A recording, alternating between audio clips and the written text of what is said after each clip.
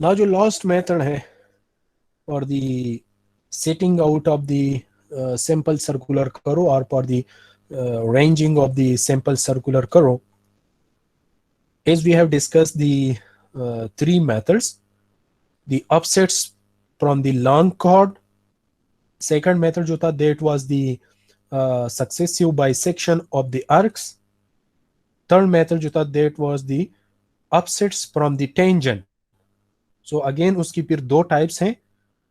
The offsets will be either taken in the radial direction if the origin is accessible, or the offsets will be taken perpendicularly from the tangent. Okay. Now in this method, we have to take the offset from the chord produced. Okay. So if you have remembered, in the start of this lecture, we have discussed that first you will have to locate the position of T1 and position of T2. Then you will have to find out the chainage of T1 and T2. Then you will have to find out the number of chords. अगर आप लोगों को याद हो तो हमने इसको discuss भी किया था. You will have to find out the number of chords कि इस करो में कितने chords आएंगे. So maximally we have 2 sub chords and we have a number of full chords. ठीक है. So suppose this is T1 point और ये फर्स्ट chord है या फर्स्ट पॉइंट है. सपोज T1 और ये पॉइंट, ठीक है, ई पॉइंट, सपोज ये फर्स्ट सब कार्ड है. ठीक है. आगे फिर हमारे पास फुल कार्ड होता है. ठीक है. एक और हमारे पास फिर फुल कार्ड होता है. These are the chords. एक और फुल कार्ड है H. और फिर लास्ट में हमारे पास या सब कार्ड होगा या फुल कार्ड होगा. तो एक करो में हमारे पास 2 सब कार्ड्स होते हैं और बाकी फुल कार्ड्स होते हैं. तो इस मेथड में हम क्या करते हैं, again if the long chord is not accessible, उसमें कोई अब्स्ट्रैक्शन है, ओरिजिन एक्सेसिबल नहीं है, यहां पे कोई अब्स्ट्रैक्शंस हैं, आप टेंजेंट से भी अपसेट्स नहीं ले सकते, तो फिर क्या करेंगे. So then this method will be used. Let's see, this is the first chord. So first chord के लिए टेंजेंट से हम ये अपसेट लेते हैं, फिर फर्स्ट कॉर्ड को प्रोड्यूस करके उससे ये अपसेट लेते हैं, फिर सेकंड कॉर्ड को प्रोड्यूस करके उससे अपसेट लेते हैं, फिर थर्ड कॉर्ड को प्रोड्यूस करके उससे अपसेट लेते हैं, फिर फोर्थ कॉर्ड को एक्सीड करके उससे अपसेट्स लेते हैं. मीन प्रीवियस कार्ड को हम एक्सीड करते हैं, प्रोड्यूस्ड करते हैं, सिमिलर डायरेक्शन में एक्सटेंड करते हैं और उससे फिर अपसेट लेते हैं. देखिए. So again this method will be used when you are unable to take the offsets from the tangents, or when you are unable to take the offsets from the long chord. So फिर हम ये करते हैं कि card को produced करते हैं और उससे अपसेट लेते हैं. So that is called the offsets from the cards produced. ठीक है. So इसको अंडरस्टैंड कर लें. Again see, we will have one line of communication and another line of communication. This is the point of intersection.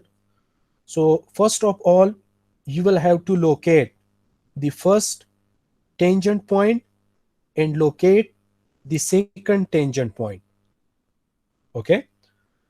You will have also the chainages of these 2 points, and also you will have the number of full cards and number of sub cards and the lengths of these cards, जो हमने start of this lecture में discuss किया हुआ था ना, कि एक करो में आप किस तरह फुल कार्ड्स फाइंड करते हैं, सब कार्ड्स फाइंड करते हैं. तो स्टार्ट में और आखिर में सब कार्ड्स हो सकते हैं और बीच में फुल कार्ड्स होंगे.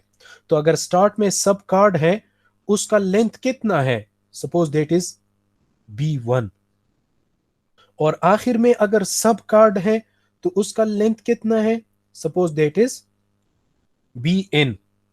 और B2 से BN-1 तक उनका लेंथ कितना होगा जी, इनका लेंथ कितना होगा, ये स्टैंडर्ड कार्ड्स है ना, फुल कार्ड्स है ना, तो इनका लेंथ क्या होगा, 1 चेन लेंथ होगा, इधर 100 फीट और 30 मीटर और 20 मीटर और 10 मीटर। अगेन रिमेंबर, अगर स्पेसिफाइड नहीं है और सिस्टम फीट में है तो फिर स्टैंडर्ड लेंथ कितना होगा, 100 फीट। अगर स्पेसिफाइड नहीं है और यूनिट मीटर में है तो फिर स्टैंडर्ड लेंथ कितना होगा, 30 मीटर। और अगर स्पेसिफाइड है तो फिर तो पता ही होगा कि स्टैंडर्ड का 20 मीटर है कि 10 मीटर है। ठीक है, so you will have two lines point of intersection, you will have located the position of T1 and position of T2, and you will have the number of full chords and sub chords and their lengths। ठीक है, अब देखें, suppose first card ये है, that is the first card, इसका length क्या होगा, B1। और ये जो पॉइंट है E, ये करो कि ऊपर होगा ना, तो आप क्या करें कि टेंजेंट लाइन पे B1 डिस्टेंस ले ले, टेंजेंट लाइन पे B1 डिस्टेंस ले ले, that is point E, suppose that is point E1। सो देखें, T1 को आप ओरिजिन के साथ ज्वाइन कर लें और E को ओरिजिन के साथ ज्वाइन कर लें। ठीक है, तो फॉर एग्जांपल अगर ये एंगल हमारे पास अल्फा है तो ये एंगल कितना होगा, 2 अल्फा होगा। देखिए जिस तरह हमारे पास एक कर्व होता है ना, in between the two tangent points, इनका सेंट्रल एंगल, ये एंगल कितना होता है, पाई। और इन दो टेंजेंट्स को अगर हम ज्वाइन कर लेना तो ये एंगल कितना होता है, दैट इज π/2। मीन ये जो एंगल होता है कॉर्ड के साथ टेंजेंट का, that is half of the central angle. So यहां पे ये फर्स्ट कॉर्ड का जो एंगल है टेंजेंट के साथ, ये इस सेंट्रल एंगल का हाफ होगा। मीन ये जो फर्स्ट कॉर्ड है ना, ये सेंटर के साथ जो एंगल बना रहा है, that will B double of the angle which the tangent subtend with the first chord। ठीक है, अच्छा, now see, that is the first upset, that is the first upset, mean O1। so now we can say that, देखिए alpha जो है that is the angle between the tangent and first chord, तो फिर first card centre के साथ जो angle बनाएगा वो इसका डबल होगा। ठीक है, ना देखिए E1, T1 और E, इसमें हम ये लिख सकते हैं ना कि ये जो डिस्टेंस है O1 का, या ये जो S डिस्टेंस है ना, ये किसके बराबर होता है, O1 is equal to B अल्फा, इस तरह होगा। मीन अगर ये एंगल यहाँ पे बन रहा है ना, तो ये थोड़ा सा अपसेट जो बन रहा है या आर्क जो बन रहा है, ये कितना होगा, B1 अल्फा। समझ आ रहे हैं जी। Yes sir. अच्छा, अब देखिए यहाँ पे T1 और E जो है ये कार्ड है, या यहाँ पे जो आर्क बनेगा, approximately we are taking that arc equal to the chord. So this T1E, या we can say that this B1 will be equal to R2 alpha, R multiplied by 2 alpha। मतलब ये कि ये जो कार्ड है ना, इसका सेंटर इस एंगल के साथ, ये B1 किसके बराबर होगा? R2 अल्फा के साथ होगा ना। Mean that is S is equal to R theta, या alpha is equal to B1 divide by 2R। ये वैल्यू फर्स्ट इक्वेशन में पुट कर लें तो the upset to the first chord from the tangent will be equal to B1 square divided by 2R। ये first upset हो जाएगा। अगर आपके पास फर्स्ट कार्ड जो है उसका लेंथ B1 है, तो टेंजेंट पे आप उतने लेंथ पे चले जाएं जितना फर्स्ट कार्ड का लेंथ है, उतने लेंथ पे चले जाएं और वहां से इतना अपसेट ले लें, तो ये एक पॉइंट आपके पास आ जाएगा करो की ऊपर। ठीक है, B1 square is equal to O1 square, O1 is equal to B1 square divided by 2R. This is the length of the first upset which will be taken from the tangent to the end of the first chord at a distance of B1 from the tangent। ठीक है। Now next जो point होगा, suppose यहां पे जो F point है, next point जो है करो का, ठीक है, F पॉइंट, उस वहां तक जो कॉर्ड है उसका लेंथ क्या होगा? Suppose B2, and that will be the standard card. Remember, first card सब कार्ड होते हैं, बाकी स्टैंडर्ड कार्ड्स होते हैं ना। तो अब हमने ये करना है कि फर्स्ट कार्ड को अगर हम एक्सटेंड कर लें, फर्स्ट कार्ड को एक्सटेंड कर लें कितने डिस्टेंस के लिए? Equal to the length of the second chord. तो यहां से फिर हम अपसेट लेंगे, so that will be the second offset. See, we have produced, we have extended, we have exceeded the first chord at a distance equal to length of the second chord, और फिर इस point से आपने ये upset लेना होगा। ठीक है, सो देखें, ये जो सेकंड कार्ड है ना, सपोज ये जो फर्स्ट कार्ड को हमने एक्सीड किया हुआ है at a distance equal to the length of the second chord, suppose that is point E2। ठीक है, ये हमारे पास E2 पॉइंट है। क्लियर? नाउ ये जो अल्फा एंगल है, अगर इतने एंगल पे if we draw a line here, suppose this is point F1, ये एंगल जो है ये भी सपोज अल्फा है, and this is point D। Step by step अगर आप फोकस कर रहे हैं तो ये बहुत इजी है, और स्टिल अगर कोई कंफ्यूजन है तो फिर आप इसकी रिकॉर्डिंग जो है फिर भी देख सकते हैं। सी, ये दोनों एंगल सेम है, तो ये साइड इस साइड के बराबर होगा। सिमिलरली ये अल्फा एंगल जो है ये इसकी भी बराबर होगा, मीन अपोजिट एंगल्स है। सी, एंगल DET1, ठीक है, मीन ये एंगल जो है DET1, it will be equal to E2 EF1, इस एंगल के बराबर होगा। मीन ये दो अपोजिट्स एंगल है।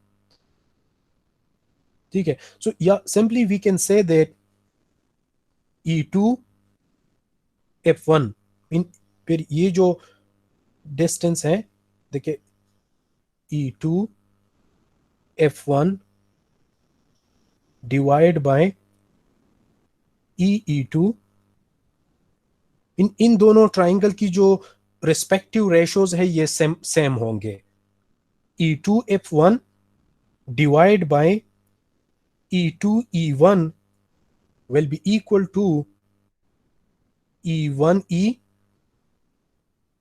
मीन इसका ये distance divide by this length is equal to E1 divide by E1T1 या ET1, बिकॉज E1T1 भी length of the first chord के बराबर है। So that is T1E। इन दोनों का रिस्पेक्टिव रेशियोज जो है ये सेम होगा।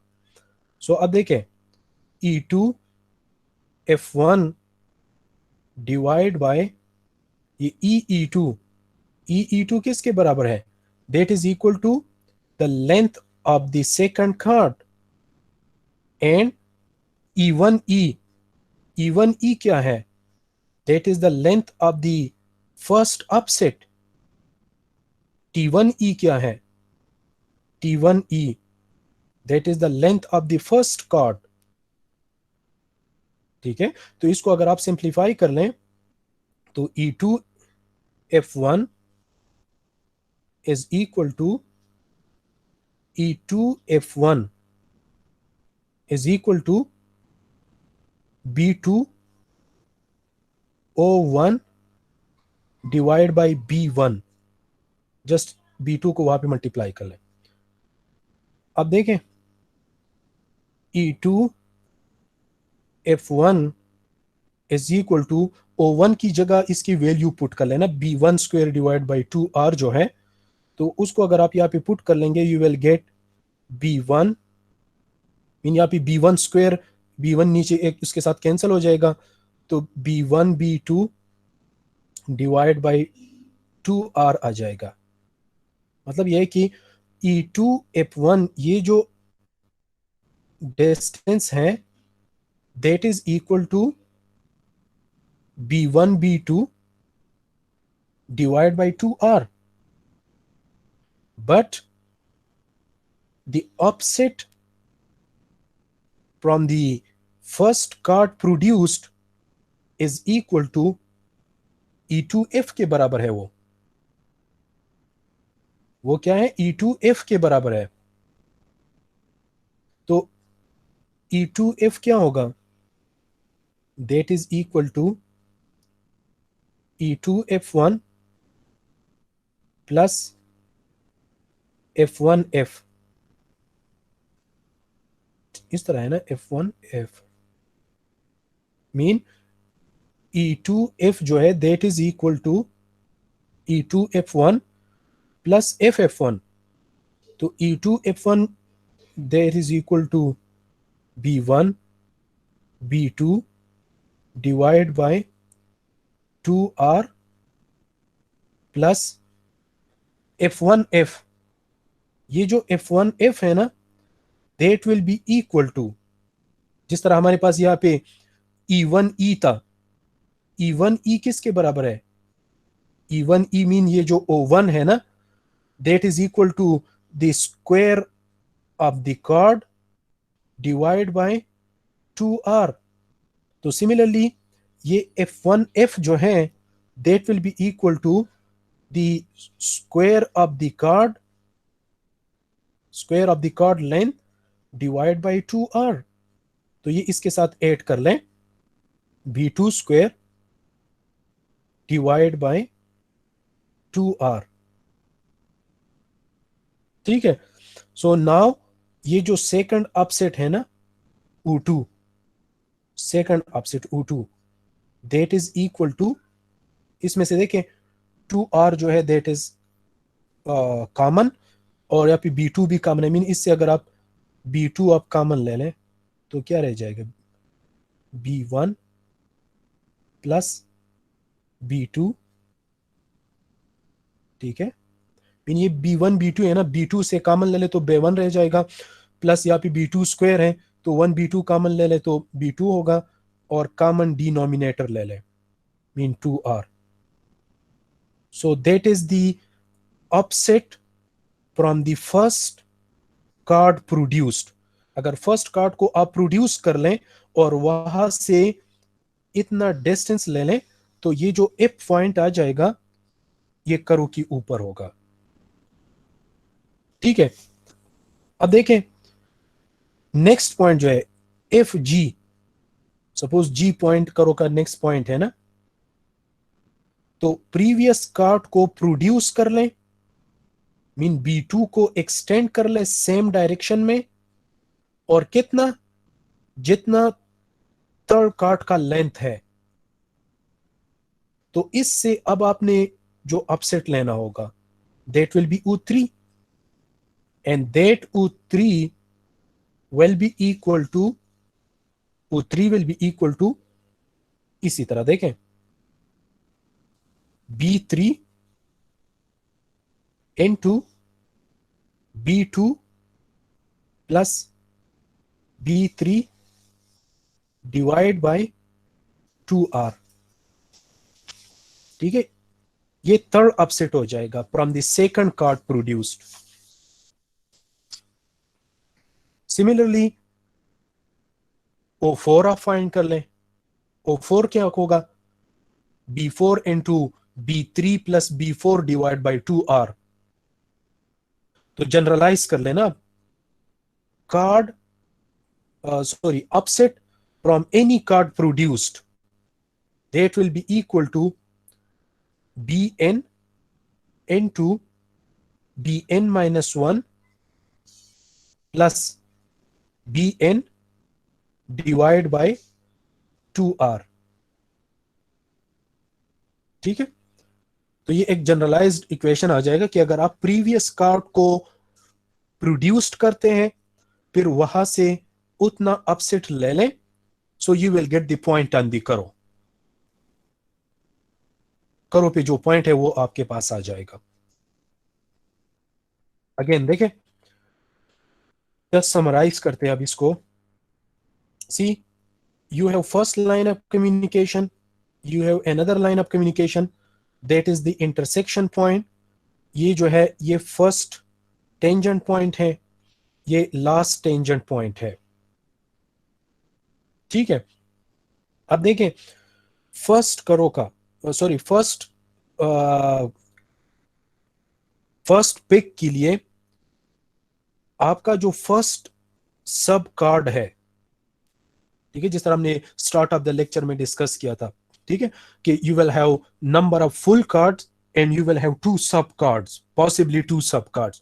तो फर्स्ट कार्ड अगर सब कार्ड है या फुल कार्ड है जो भी है, उसका जो लेंथ है वो लेंथ आप ले ले T1 से, और इस पॉइंट से इतने डिस्टेंस पे आ जाए P1 square divide by 2R। ठीक है, ये जो आपने T1 से जितने डिस्टेंस पे गए हुए हैं, that is equal to the length of the first chord, so square of that length divide by 2R। वहां से उतना अपसेट ले लें, सो आपके पास करो का एक पॉइंट आ जाएगा। ठीक है, अब T1 और E को ज्वाइन करके एक्सटेंड कर लें। कितना एक्सटेंड कर लें, equal to the length of the second chord, and obviously that will be the length of the standard card। अब इस पॉइंट से ये जो फर्स्ट कार्ड को आपने प्रोड्यूस किया हुआ है ना, उससे आप आ जाएं कितना, U2, और U2 क्या होगा, that is B2 into B1 plus B2 divide by 2R। तो U2 इतने डिस्टेंस पे आ जाए, एक पॉइंट लगाए, तो आपके पास करो का एक और पॉइंट आ जाएगा। ठीक है, फिर E और F को ज्वाइन करके एक्सटेंड कर ले। कितना एक्सटेंड कर ले, equal to the length of the third chord. फिर इस पॉइंट से आप एक अपसेट ले लें। कितना अपसेट ले लें, U3, which will be equal to B3 B2 plus B3 divide by 2r। Mean इतना अपसेट आप ले लें तो आपके पास एक और पॉइंट आ जाएगा, पॉइंट G। सिमिलरली F और G को ज्वाइन करके एक्सटेंड कर ले कितना, नेक्स्ट कार्ड के लेंथ के बराबर। तो वहां के लिए आपने उससे अपसेट लेना होगा। So generally offset will be equal to जिस भी कार्ड के आप अपसेट लेते हैं ना, bn into bn-1 plus bn divide by 2r। ये जनरल इक्वेशन है कि आप प्रीवियस कार्ड को प्रोड्यूस करते जाएं, कितना equal to the length of the chord, और उससे फिर अपसेट लिया करें। ठीक है। सो आपके पास ये डिफरेंट पॉइंट आ गए ना, ई एफ जी। सिमिलरली यहाँ पे एच आ जाएगा, फिर एच और जी को ज्वाइन करके एक्सटेंड कर लें, वहां से अपसेट ले लें। ठीक है। तो ये जो ई एफ जी और एच पॉइंट्स हैं, इन पॉइंट्स को जब आप ज्वाइन कर लेंगे फिर so you will get the exact करो, आपके पास वो करवा जाएगा। So again this method is recommended when the upsets from the chord is not possible, or upsets from the tangents is not possible, or the successive bisection of the earth is not possible, then this method will be recommended.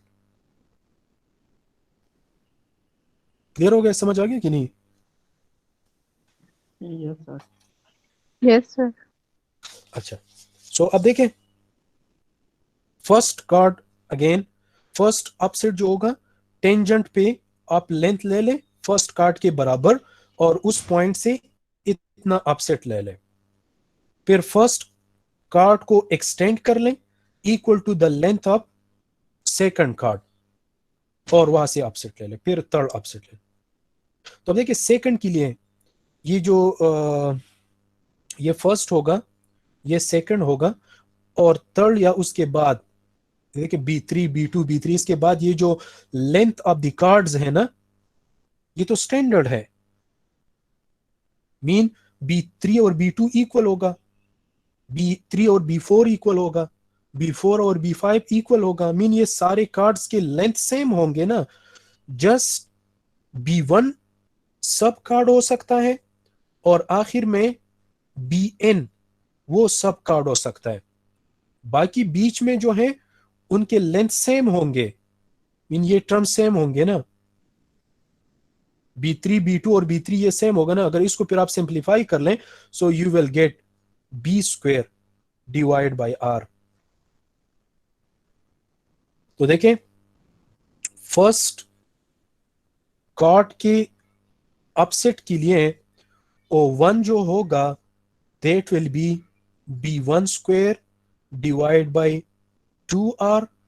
Second upset जो होगा from the first card produced that will be equal to B2 B1 plus B2 divided by 2R। और third upset from the second card produced will be equal to fourth upset from the third card produced will be equal to fifth upset from the fourth card produced, and so on, will be equal to the second last upset from the third last produced card, and it will be equal to B square divided by R। और last में जो upset होगा ON last upset, that will be equal to the length of the last card, because वो standard card नहीं होगा, वो सब card होगा, BN-1 plus BN divide by 2R।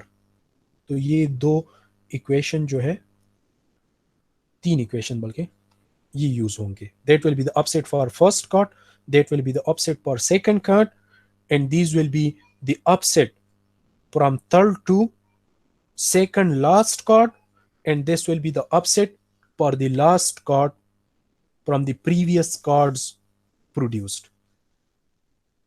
ठीक है। So these are the 4 linear methods which will be used for the setting out or ranging up a simple circular curves by linear methods. Okay. So one is the upsets taken from the long chord. Then we have the successive bisection of the arcs. Then we have the offsets taken from the tangent, either radially or perpendicularly. And if the 3 methods are not possible, then we can go for the offsets from the previous cards produced. अगर previous card को आप produce कर लेना तो उससे फिर हम offsets लेते हैं. So these are the equation. This is the offsets for the first card from the tangent line. This is the offset for the second card from the first produced card, and these are the offsets successively. Okay? So this is called the ranging of the circular curves by linear method.